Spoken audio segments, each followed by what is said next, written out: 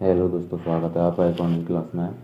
तो आज हम 10 मार्च से संबंधित महत्वपूर्ण करंट क्वेश्चनों पर चर्चा करेंगे। 10 मार्च से संबंधित जो भी महत्वपूर्ण करंट क्वेश्चन बन सकता है, उन सभी क्वेश्चनों को इस क्लास में देखेंगे और पर चर्चा करेंगे और उनको विस्तार से जानेंगे। अगर आपको हमारी ये क्लास अच्छी लगे तो चैनल को सब्सक्राइब और लाइक करना, वीडियो को शेयर करना और अपना सपोर्ट बनाए रखना। चैनल को सब्सक्राइब कर लेना क्योंकि ताकि आपके पास हर वीडियो का सबसे पहले नोटिफिकेशन पहुंच जाए। तो क्लास को कंटिन्यू करते हैं। सबसे पहला क्वेश्चन क्या है इसमें, सतीश कौशिक का निधन हो गया, वह कौन थे? तो इसका राइट आंसर है वह अभिनेता भी थे और निर्देशक भी थे। इसका आंसर है ए बी। तो इसका आंसर ए बी है, वो अभिनेता भी थे, निर्देशक थे भी। ठीक है, तो सतीश कौशिक का निधन हो गया है। अभिनेता और निर्देशक दोनों थे। आगे चलते हैं। दिग्गज अभिनेता सतीश कौशिक का 9 मार्च 2023 को निधन हो गया। उन्होंने 100 से ज़्यादा फिल्मों में काम किया था। उनका जन्म हरियाणा में हुआ था। ये कहाँ के रहने वाले थे? हरियाणा के। उन्होंने 100 से ज़्यादा फिल्मों में काम किया था और 9 मार्च को उनका निधन हुआ था। ठीक है, आगे चलते हैं। उन्होंने बॉलीवुड में अपने कैरियर की शुरुआत 1983 में फिल्म मासूम से की थी। 1983 में फिल्म मासूम से की थी। उन्हें 1987 की सुपरहिट फिल्म मिस्टर इंडिया में कैलेंडर के रूप में उनकी भूमिका के लिए जाना जाता है। तो उन्हें 1987 की फिल्म थी मिस्टर इंडिया, तब से उन्हें कैलेंडर के रूप में भी जाना जाता है। ठीक है, तो आगे चलते हैं। दूसरा क्वेश्चन क्या है इसमें, कॉनराड संगमा किस राज्य के दूसरे मुख्यमंत्री बने हैं? तो इसका राइट आंसर है मेघालय। तो कॉनराड संगमा मेघालय राज्य की दूसरी बार मुख्यमंत्री बने हैं। उन्होंने दूसरी बार मेघालय राज्य की शपथ ली है मुख्यमंत्री के रूप में, है ना। तो कॉनराड संगमा किस राज्य के मुख्यमंत्री बने हैं दूसरी बार? मेघालय के। ठीक है, तो मेघालय इसका राइट आंसर है। आगे चलते हैं।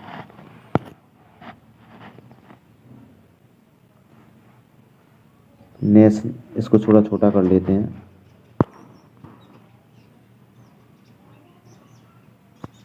ठीक है, अब देखते हैं। नेशनल पीपुल्स पार्टी एनपीपी के अध्यक्ष कॉनराड के संगमा ने मेघालय के मुख्यमंत्री पद को लगातार दूसरी बार शपथ ग्रहण की है। तो नेशनल पीपुल्स पार्टी एनपीपी के अध्यक्ष कॉनराड संगमा हैं। ठीक है, जिन्होंने दूसरी बार मेघालय के मुख्यमंत्री के रूप में शपथ ली है। राज्यपाल फागू चौहान ने संगमा के साथ 12 मंत्रियों को भी शपथ दिलाई है। वो मेघालय के राज्यपाल कौन है? फागू चौहान। ठीक है, राज्यपाल हैं फागू चौहान ने संगमा के साथ 12 मंत्रियों को भी शपथ दिलाई है। तो आगे चलते हैं। 6 मार्च को प्रोटेम स्पीकर टिमोथी डी सरा ने मेघालय विधानसभा के 58 नवनिर्वाचित सदस्यों का शपथ दिलाई है। तो 6 मार्च को प्रोटेम स्पीकर टिमोथी डी सरा ने 58 नवनिर्वाचित सदस्यों को शपथ दिलाई है। प्रेस्टन टाइनसोंग और स्त्रिया बुफलांग धर्म मुख्यमंत्री बने हैं। तो मुख्यमंत्री कौन है? प्रेस्टन टाइनसांग। ठीक है, टाइनसोंग, स्त्रिया भालंग धर्म मुख्य उप मुख्यमंत्री बने हैं। थोड़ा नाम अटपटा सा है। ठीक है, तो मुख्य उप मुख्यमंत्री ये बने हैं। ठीक है, आगे चलते हैं। तो मेघालय के बारे में जान लेते थोड़ा। राजधानी क्या है मेघालय की? शिलोंग। ठीक है, राजधानी मेघालय की शिलोंग है। राज्यपाल फागू चौहान है। मुख्यमंत्री कॉनराड संगमा। स्थापना 21 जनवरी 1972 को। राज्य की पशु कौन है? धूमिल तेंदुआ। कौन सा है राज्य की पशु कौन सा है? सॉरी, धूमिल तेंदुआ राज्य की पशु है। तो धूमिल तेंदुए राज्य की पशु। आगे चलते हैं। राज्य की पक्षी कौन है? पहाड़ी मैना। राज्य की वृक्ष कौन है? गमारी। नृत्य कौन है? नौक्रेम नृत्य और बांग्ला नृत्य। ठीक है, तो नृत्य हैं नौक्रेम नृत्य और बांग्ला नृत्य, ये मोस्ट इम्पोर्टेंट नृत्य हैं। त्योहार कौन कौन से हैं? गज यात्रा, बेदी नखलम। त्योहार है गज यात्रा, बेदी नखलम। ठीक है, आगे चलते हैं। तो तीसरा क्वेश्चन क्या है इसमें? मणिक साहा लगातार दूसरी बार किस राज्य के मुख्यमंत्री बने हैं? तो इसका राइट आंसर है त्रिपुरा। तो त्रिपुरा के मणिक साहा लगातार दूसरी बार मुख्यमंत्री के रूप में शपथ ली है। तो इसका राइट आंसर क्या है? त्रिपुरा। तो त्रिपुरा के मुख्यमंत्री दूसरी बार कौन बने? माणिक साहा, माणिक साहा। ठीक है, आगे चलते हैं। माणिक साहा ने 8 मार्च 2023 को त्रिपुरा की राजधानी अगरतला के स्वामी विवेकानंद मैदान में लगातार दूसरी बार त्रिपुरा के मुख्यमंत्री पद की शपथ ली है। साहा को राज्यपाल सत्यदेव नारायण आर्य पद एवं गोपनीयता की शपथ दिलाई। तो त्रिपुरा के राज्यपाल कौन है? सत्यदेव नारायण आर्य। ठीक है, तो राज्यपाल हैं सत्यदेव नारायण आर्य। आगे देखते हैं, तो थोड़ा छोटा छोटा करते हैं इसको।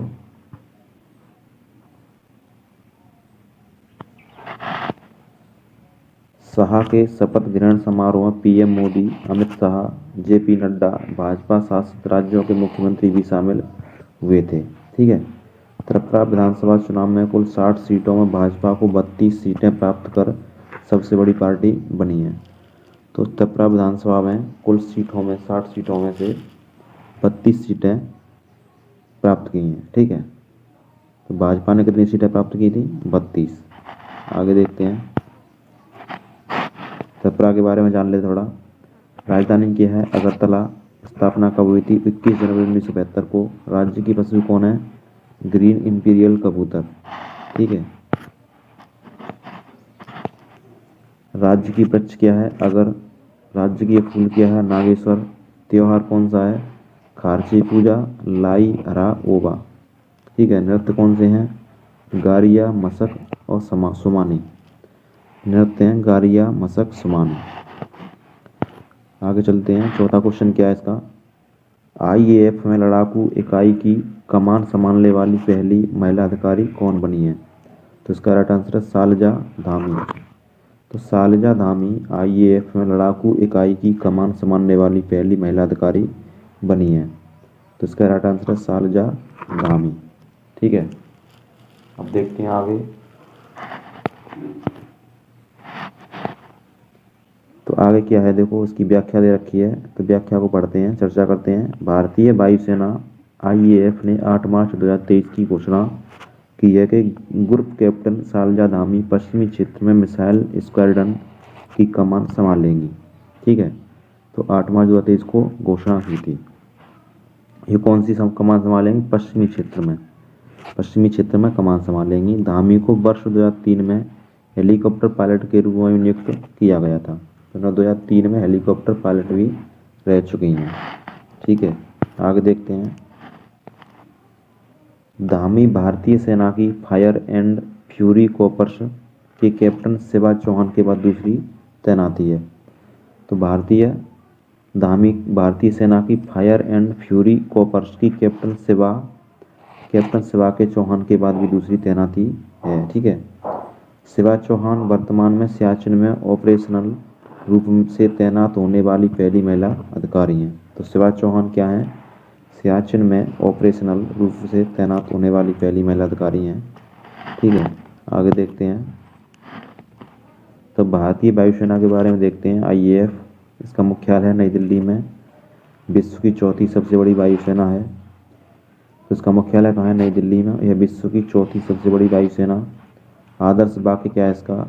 महिला के साथ आकाश को स्पर्श करना। ठीक है, महिमा के साथ आकाश को स्पर्श करना। यह भगवद गीता के 11वें अध्याय से लिया गया है। यह भगवद गीता के 11वें अध्याय से लिया गया था। ठीक है, इसका आदर्श वाक्य बहुत इंपॉर्टेंट है, ये कभी कभी पूछ लिया जाता है। तो महिमा के साथ आकाश को स्पर्श करना, यह भगवद गीता के 11वें अध्याय से लिया गया है। ठीक है, आगे देखते हैं।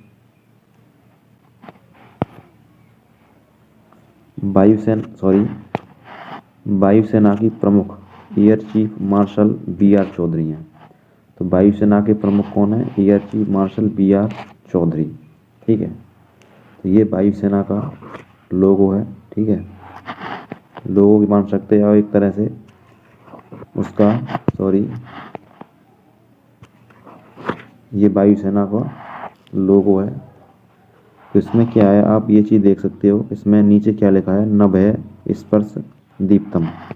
क्या है, नभः स्पर्श दीप्तम। तो इसको भी कभी कभी क्वेश्चन में पूछ लिया जाता है। तो इसका नभः स्पर्श दीप्तम, ठीक है, इसको भी याद रखना। आगे देखते हैं,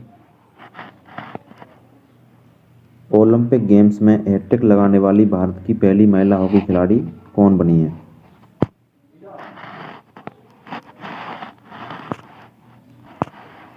तो इसका राइट आंसर क्या है, वंदना कटारिया।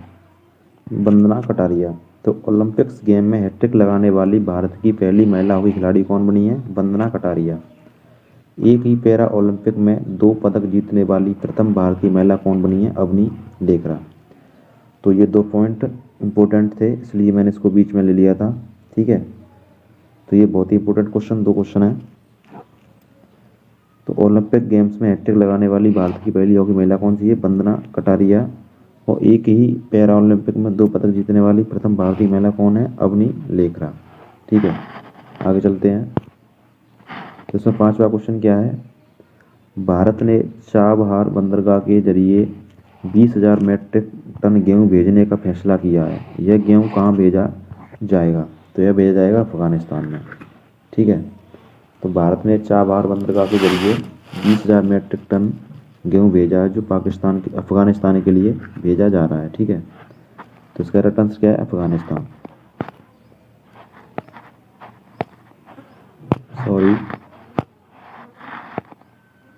भारत ईरान में चाबहार बंदरगाह के जरिए अफगानिस्तान को 20,000 मीट्रिक टन गेहूं भेजेगा, ठीक है। कितने भेजेगा? 20,000 मीट्रिक टन गेहूं। अफगानिस्तान में संयुक्त राष्ट्र विश्व खाद्य कार्यक्रम UNWEP के देश के प्रतिनिधि द्वारा अफगान लोगों को खाद्यान्न सहायता प्रदान करने का अनुरोध करने के बाद इसकी घोषणा की गई थी, ठीक है। तो अफगान लोगों के लिए खाद्यान्न की व्यवस्था कर रहा है कौन? संयुक्त राष्ट्र विश्व खाद्य कार्यक्रम, ठीक है, UNWEP। आगे चलते हैं।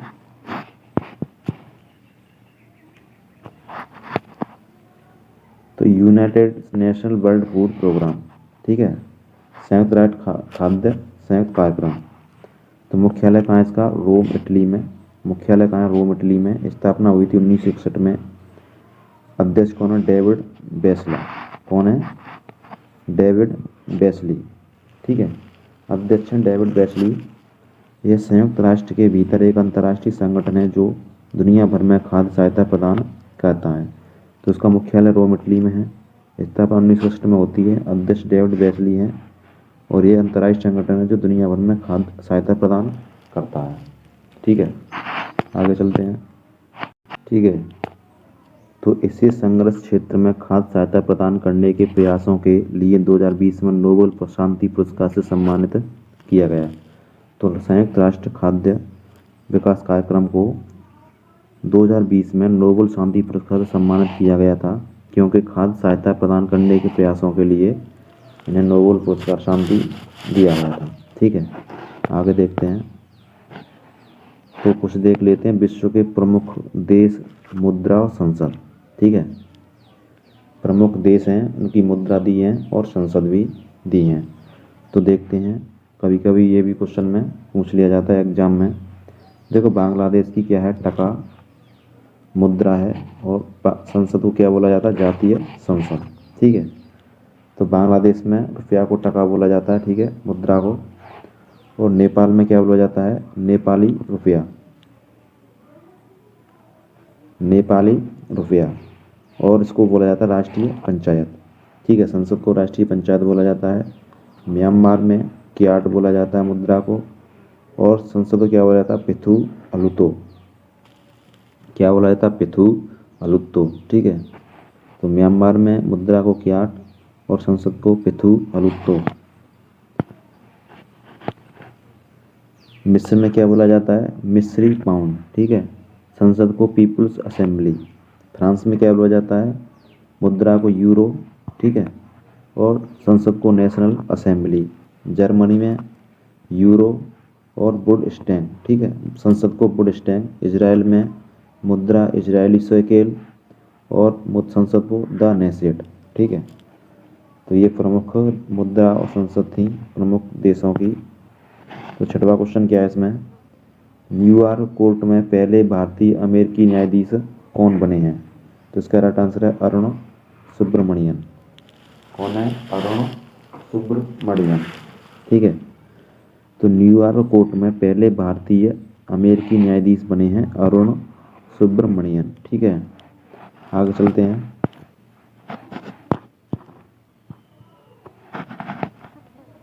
तो भारतीय अमेरिकी अरुण सुब्रमण्यम को न्यूयॉर्क के दक्षिणी जिले में पहले दक्षिण एशियाई जिला न्यायाधीश के रूप में नियुक्त किया गया है। तो पहले दक्षिण एशियाई जिला न्यायाधीश के रूप में नियुक्त किया गया है। दक्षिण जिला न्यूयॉर्क विशेष रूप से देश में सबसे बड़ी दक्षिण एशियाई अमेरिकी आबादी में से एक है, ठीक है। तो दक्षिण जिला न्यूयॉर्क विशेष रूप से देश के सबसे बड़ी दक्षिण एशियाई अमेरिकी आबादी में से एक है। आगे चलते हैं। तो इसमें सातवां क्वेश्चन क्या है, योशांग उत्सव किस राज्य में मनाया जाता है? तो इसका राइट आंसर है मणिपुर। तो योशांग उत्सव मनाया जाता है मणिपुर में। योशांग उत्सव मणिपुर का में प्रसिद्ध उत्सव है, ठीक है। तो योशांग उत्सव मणिपुर का प्रसिद्ध उत्सव है। आगे देखते हैं क्या है। योशांग उत्सव 7 मार्च 2023 को मणिपुर में शुरू हुआ था। कितनी तारीख को हुआ था? 7 मार्च 2023 को मणिपुर में शुरू हुआ। यह बसंत पंचमी में 5 दिनों के लिए मनाया जाता है, जो लंबा फरवरी मार्च महीने की पूर्णिमा के दिन शुरू होता है, ठीक है। जो लंबा फरवरी मार्च महीने पूर्णिमा को शुरू होता है। यह त्यौहार मीतेही द्वारा मनाया जाता है, जो मुख्य रूप से हिंदू और इस होली के साथ ही मनाया जाता है। तो यह त्यौहार मीतेही द्वारा मनाया जाता है, जो मुख्य रूप से हिंदू है और इस होली के साथ ही मनाया जाता है। आगे चलते हैं। 8वां क्वेश्चन क्या है, भारत के चुनाव आयोग द्वारा आयोजित तीसरे अंतर्राष्ट्रीय सम्मेलन की थीम क्या है? तो इसका राइट आंसर है inclusive elections and elections integrity, ठीक है। तो भारत के चुनाव आयोग द्वारा आयोजित तीसरे अंतर्राष्ट्रीय सम्मेलन की थीम क्या है? इसका आंसर क्या है? Inclusive elections and elections integrity, ठीक है। इंटीग्रिटी इसकी मुख्य थीम है अंतर्राष्ट्रीय तीसरे सम्मेलन की। आगे चलते हैं। तो देखो कुछ व्याख्या ऐसे देखते हैं। ईसीआई ने 9 मार्च 2023 को inclusive elections and elections integrity theme पर तीसरे अंतर्राष्ट्रीय सम्मेलन की मेजबानी की है। सम्मेलन वर्चुअल रूप से किया गया। क्या है? सम्मेलन वर्चुअल रूप से किया गया है, ठीक है। आगे देखते हैं। तो इसको छोटा करते हैं।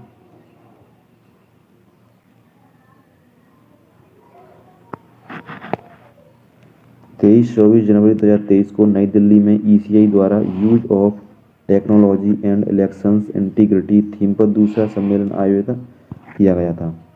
23-24 जनवरी को 2023 को नई दिल्ली में use of technology and elections integrity theme पर दूसरा सम्मेलन आयोजित किया गया था।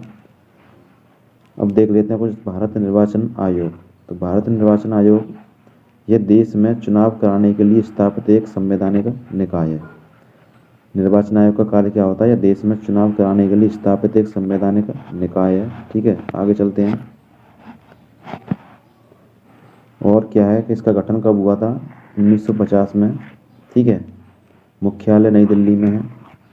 यह अनुच्छेद 324 के अनुसार संविधान के अधिकार के तहत संचालित होता है। तो यह अनुच्छेद 324 के अनुसार कार्य करता है संविधान के अनुसार, और मुख्यालय नई दिल्ली में है। गठन 25 जनवरी 1950 को हुआ था भारतीय निर्वाचन आयोग का, ठीक है। आगे चलते हैं। प्रथम मुख्य चुनाव आयुक्त कौन है? सुकुमार सेन है। मुख्य चुनाव आयुक्त कौन थे? राजीव कुमार। अन्य चुनाव आयुक्त अनूप चंद्र पांडे, अरुण गोयल। तो प्रथम मुख्य चुनाव आयुक्त सुकुमार सेन, मुख्य चुनाव आयुक्त राजीव कुमार, अन्य चुनाव आयुक्त अनूप चंद्र पांडे, अरुण गोयल, ठीक है। आगे चलते हैं।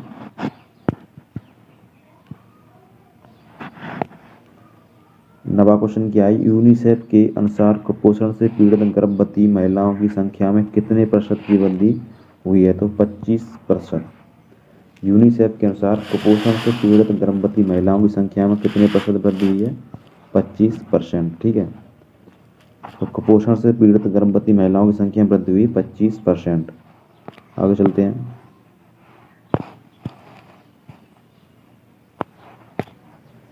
यूनिसेफ के अनुसार 2020 के बाद से 12 देशों में कुपोषण से पीड़ित गर्भवती महिलाओं और नर्सिंग माताओं की संख्या 25% की वृद्धि हुई है। रिपोर्ट का अनुमान है कि 1 अरब से अधिक महिलाएं और किशोरियां कुपोषण से पीड़ित हैं। तो रिपोर्ट ने क्या अनुमान लगाया कि 1 अरब से अधिक महिलाएं और किशोरियां वर्तमान में पीड़ित हैं, कुपोषण है। ठीक है, आगे चलते हैं। कुपोषण से नवजात शिशु का खतरा बढ़ जाता है और यह बच्चों के पोषण, विकास और सीखने की क्षमता को प्रभावित कर सकता है। दुनिया में 2 साल से कम उम्र के 51 मिलियन बच्चे स्टंटिंग से प्रभावित हैं। दुनिया में 2 साल से कम उम्र के 51 मिलियन बच्चे स्टंटिंग से प्रभावित हैं। ठीक है,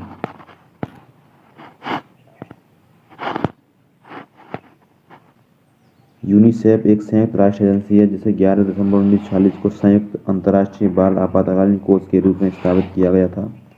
तो यूनिसेफ की स्थापना कब हुई थी? 11 दिसंबर 1946 को। 1953 में इसका नाम बदलकर संयुक्त राष्ट्र बाल कोष कर दिया। तो 1953 में इसका नाम बदलकर संयुक्त राष्ट्र बाल कोष कर दिया था। ठीक है,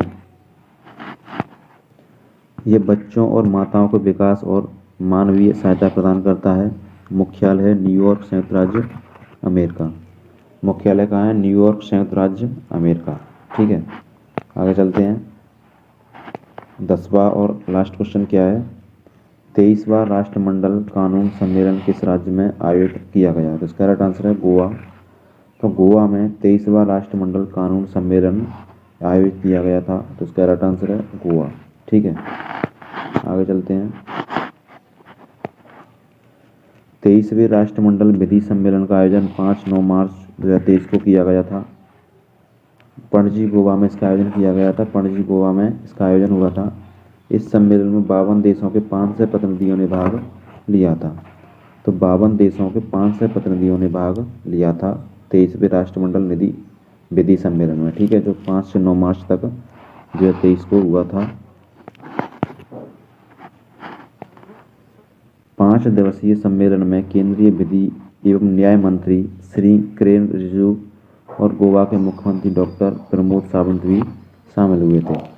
तो इस सम्मेलन में केंद्रीय विधि एवं न्याय मंत्री श्री किरेन रिजिजू और गोवा के मुख्यमंत्री डॉक्टर प्रमोद सावंत भी शामिल हुए थे। ठीक है, तो ये 10 मार्च से संबंधित महत्वपूर्ण करंट क्वेश्चन थे जो आई होप आपको बहुत ही समझ में आए होंगे और अच्छे लगे होंगे। तो अगर आपको ये हमारी क्लास अच्छी लगे तो चैनल को सब्सक्राइब, लाइक करना, वीडियो को शेयर करना। ठीक है, मिलते हैं अगली क्लास में। जब तक के लिए जय हिंद, जय भारत।